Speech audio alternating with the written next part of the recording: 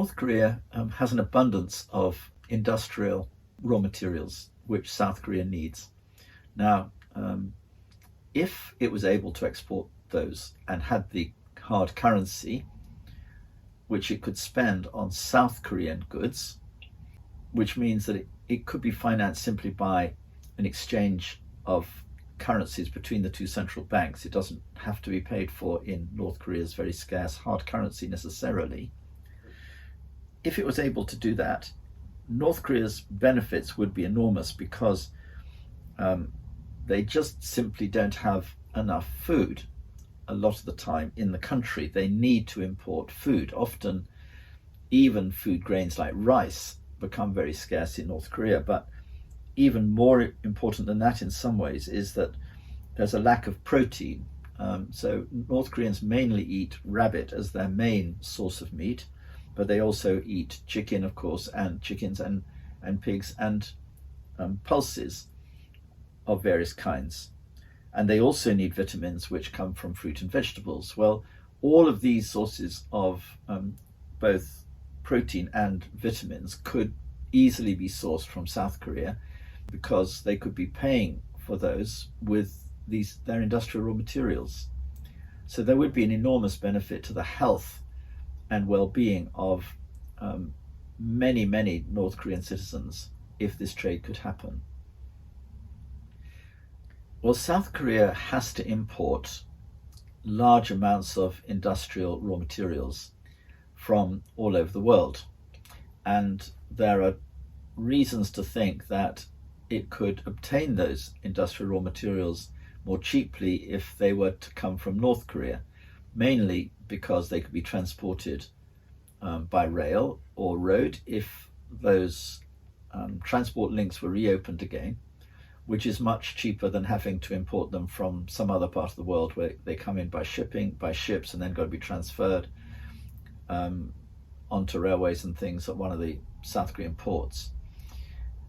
So I think the supply and also reliability of those raw materials could be much greater for South Korean industry, and that would help make South Korea's exports of cars and other things more competitive in world markets. It's a complicated question, but all trading relationships in the end depend on trust. It is the relationship between the buyer and the seller which makes it possible to trade, and if something goes wrong, perhaps something goes wrong with the transport system, or there's a typhoon or something else and supplies arrive late, if there is trust, then it doesn't really change the long-term trading pattern.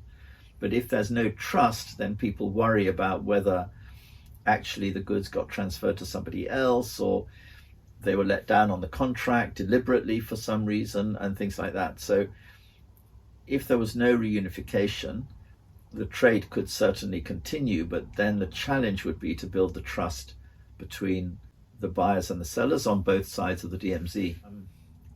Yes, North Korea really does need a major injection of capital, and the trouble is the major sources of capital for this kind of development expenditure would usually be sourced from the West.